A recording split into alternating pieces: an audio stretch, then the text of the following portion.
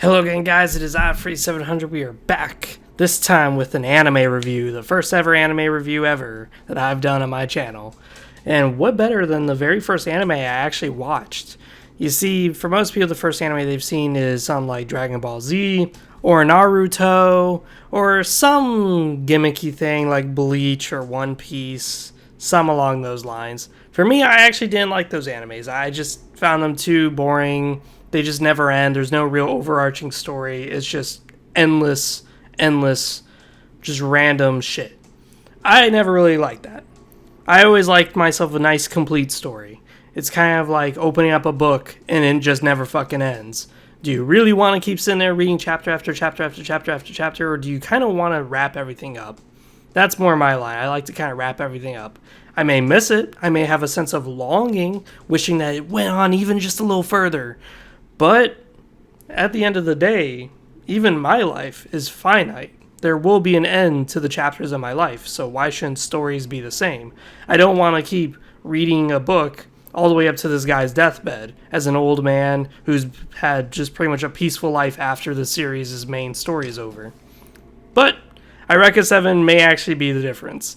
You see, Eureka 7 being the very first anime I've seen, it's a very heavy-handed subject. I'm not joking. It's got a lot of topics in it that are very adult-rated. It looks like a child's thing, and it does come off as a bit of a teenage hormonal anime, but when you scoop some of that crap aside, it is a very adult-themed anime. And what's more interesting about this is that the people who developed this anime, Eureka 7, they were the same people who developed Evangelion. And Evangelion is almost similar. It's actually like a foil. It's the exact same, but it's different in a few ways. You see, like, the main arch of Evangelion is that you have to cling to reality, you have to be more down to earth, you have to realize that your needs aren't really what is important. The needs of having a good relationship with your father and having love, that's not what matters. What matters is something else, like fighting for survival. Eureka 7 is exactly the same with mechs and stuff, but it's more of a good note. It's always about idealism. It's always about keeping your thoughts up high in the sky. Always fighting for what you believe rather than fighting for what may actually need to be fought for. And it leads to some very interesting dialogue, some very interesting conversations about what's going on in this world in Eureka 7 that I found very enjoyable compared to Evangelion. Now, for my longtime subscribers, they're going to probably be sitting there going, what the fuck, Freezer700? You're such an anti-hero. You're such an asshole of a person. How did this anime attract you so much? It's the exact opposite of that. These are, by definition, heroes. These are people who will go out for pacifist reasons. They'll go out and fight for love and justice and peace. That's not something that I've ever liked. And you're absolutely right.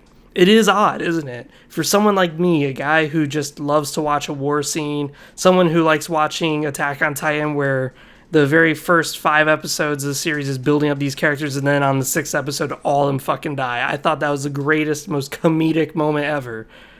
Yeah, even Eureka 7 got to me, and it made me like it. I loved it a lot ever since it first came out. I watched it every day that it was released on American TV. I would stay up late just to get that episode the moment it was released. Now, of course, the Japanese version has already been out, but I don't like to listen to Japanese because I just find the voices to not match the personalities, the bodies that they're inhabiting.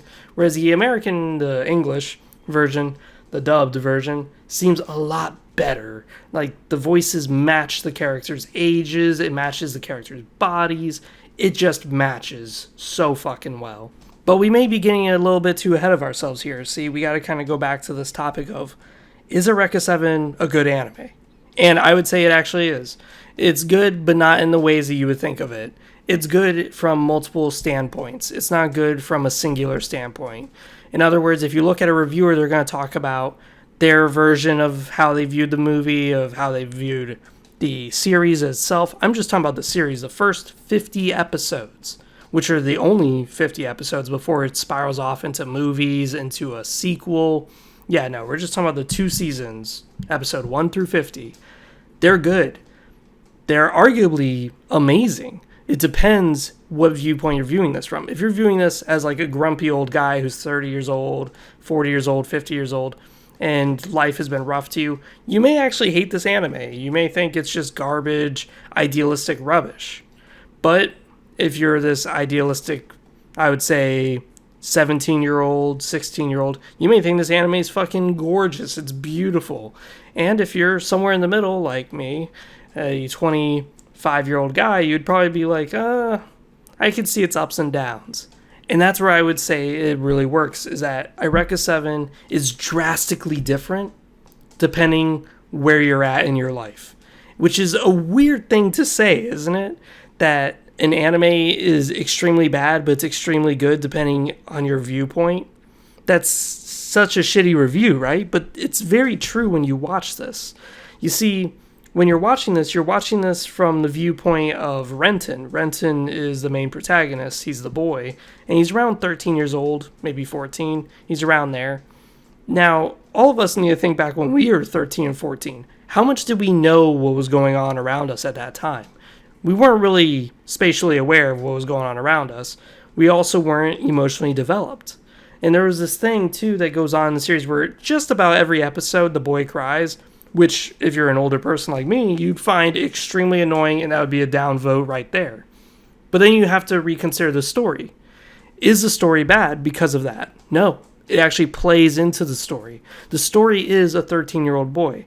If we were all 13-year-old boys, we would be damn emotional, especially with what's going on in the series. The series deals with a lot of topics about war, about terrorism, about crime. When is a crime good? When is a crime bad? When is something's justified and when is something's not?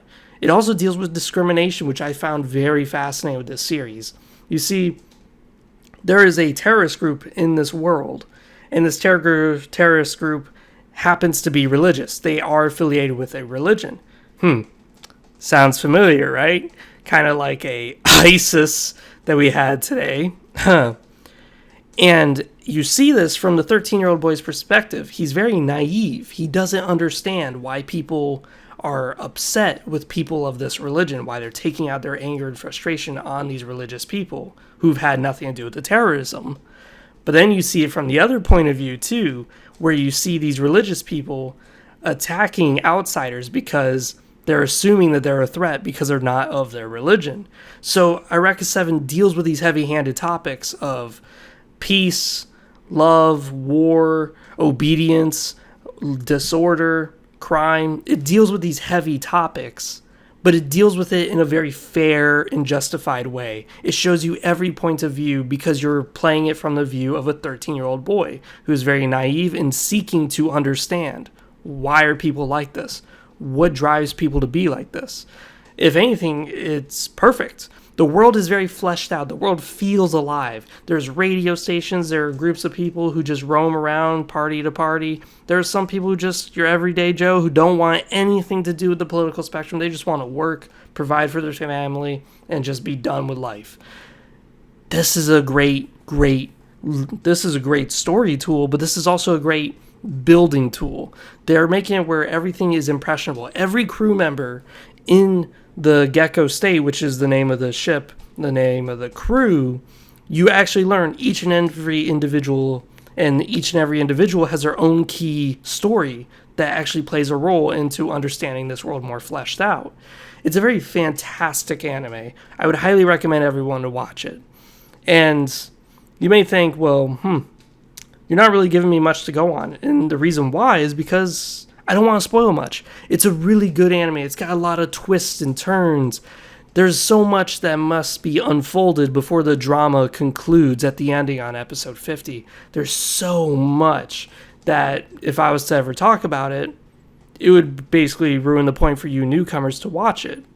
Now, for those who've actually seen it, spoiler warning, it's a very great anime because it shows naivety. It shows puppy love. It shows what happens when we were all young. It shows how sometimes when you watch this anime, years later down the line, when you're an adult, you're not so idealistic anymore. You rewatch this anime and you just think, fuck, what happened to me, you know? What happened when I was like that to now? Now I'm just so grounded in reality. I don't really have any optimism anymore in my life. what the fuck happened? Why is my feelings not as high as they used to be when I was a teenager? Like when I first fell in love, I was just head over heels. I couldn't stop thinking about the person. Now, if I find a relationship today, I'm not really that particularly crazy. I'm just more or less mild, just going with the flow. Yeah, I love them. Yeah, I'll miss them if they leave, but it's not that high as when I was a teenager. What the fuck happened? And that's what Eureka 7 deals with. It shows you that. It shows you different couples at different stages of their lives. Like, you follow the 13-year-old boy and his girlfriend, but when you see the other relationships, you can see that they may be deeply in love with each other, but it's not the same as when teenagers are in love with each other. It's not the same as when old people are in love with each other. Love seems to be different as you age. The feelings tend to get dampened. Your ideals and what you hold change. You may find it more valuable to not have a family later on in life, despite the fact that you have one. You may find it more valuable to instead pursue your career, so you may abandon your family. There's some very heavy-handed topics. My very favorite moment in the series is actually when reality slaps the kid in the face, Renton. This is like one of my favorite scenes. But essentially, he kind of loses it and just goes ballistic on these army guys. And when he's going ballistic in his mech and crushing this mech with his mechanical boot, he realizes that there's actually people piloting these things. And everyone else in the crew is just like, you're now finding this out, like 20-something episodes in? We're almost halfway through this, and you're now realizing that you've been killing people this whole time? Are you that naive? And it paints a bigger picture, which is that as us kids, as young adults, we're very unaware of what we're doing, where the consequences. We don't think really hard about what it is that's going on around us, about what consequences our actions take. And I love it too, the way it actually hits Renton so hard. It makes him vomit because he sees the wedding ring on this dismembered arm and he realizes this guy had a family, this guy had a wife. He had a lover, just like Renton did, and now it's forever gone. He's dead as a fucking doornail. It's a really good thing because then it shows how Renton's starting to realize his actions and the way he affects people, consequences, but also makes him realize that there are people on the other side too who think that they're just as right, who think that they're just as justified in possibly killing Renton. And it's so fucking fantastic. I love it so much. Like, there's some scenes in it where the terrorist group are just outright insane. Like, there are some terrorists there who are just outright crazy. They will full on throw rocks at innocent people. They'll put civilians in harm's way on purpose to blow them up. And it's like, oh wow, these people are terrible, terrible people. But then you see not all terrorists are like that. Like, some of them are just so happen to be religious people, and they graciously accept outsiders, and they just warn them, stay away from other people like me. I wish they weren't like, these crazy terrorist religious nut jobs. I wish they followed the true quote-unquote religious way. But, oh well. I've seen too much death in my time, and I wish it would stop. And then you could jump to the military's point of view, the Federation, who is fighting those terrorists, and you see almost a similar outcome, where you see these guys who are just grunts, privates, and they're putting guns down to civilians who aren't even a part of the terrorist group. They're just gunning them down, calling them terrorists, just saying, lawless filth, blah, blah, blah, stuff like that.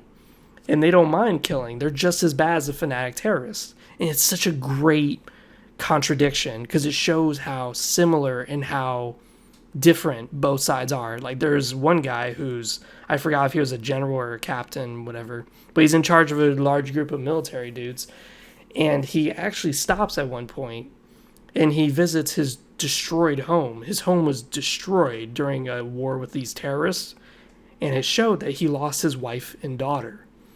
And he's still willing to follow the military that is causing most of these deaths, that is causing a lot of civilians to die.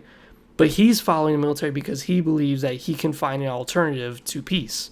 If he can limit the casualties, then he's done his job as a father, as a husband, and as a human being.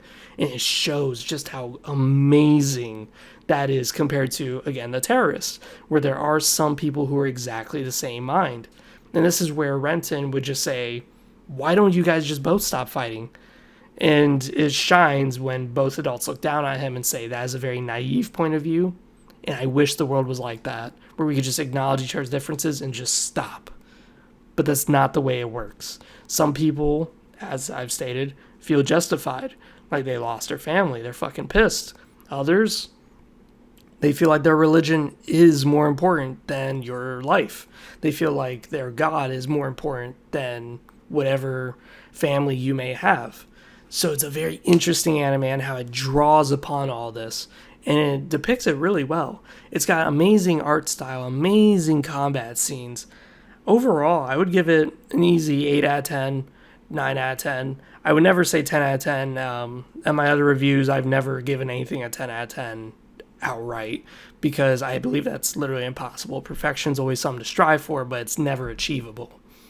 But Eureka 7 is a really good anime, and it serves as a really good foil to Evangelion if you decide to watch it. There are some downsides, of course, as I said. If you're viewing this as like an adult, you may be more annoyed by the fact that Renton cries like every fucking episode. If you're watching this from a, I would say, teenage point of view, you may think this is like the greatest fucking love story ever and it makes your heart hurt, blah, blah, blah. And that's okay. But here I am, a person who loves anti-heroes, a person who loves watching civilians get fucking blown away by crazy weaponry and animes and stuff like that. And I'm telling you that this anime actually got to me. It actually made me really appreciative of what it is. Because, like, true story, when I was just 8 years old, I got beat up by a bunch of black kids. And the reason why they beat me up was because I was white. Not a big deal, you know? It's just whatever. But for me, at 8 years old, that was a huge thing. I didn't understand why these kids were beating me up. I didn't know that skin color was that important to them, but it was. To them, they felt justified because school kept teaching them about slavery and about civil rights movement. So they felt like me as a white person, I was just a bad kid who deserved to get beat. And reality is I just wanted to make friends. I didn't know anything. I didn't even know what the N-word was. I didn't even know that thing even existed at that time. And it was easy for me to just assume all black people were just bad people. But this anime, much like my life, illustrates that just because there's a few bad apples in whatever category of people you see, doesn't mean they're all bad people. Like if you see one guy who's really big and muscular and he's just beating up women and he's this awful piece of shit, does that mean every guy who's athletic is a terrible piece of shit? No. Some of the calmest people I met were big buff dudes who, sure, they could crush my windpipe, but they were the calmest, most gentle dudes ever. They would cry if they ever got into a yelling match with somebody. So it shows, in Eureka 7 especially, that just because people share certain qualities and certain traits, they may be of a certain category, that doesn't mean that they're bad people. Like, as a whole.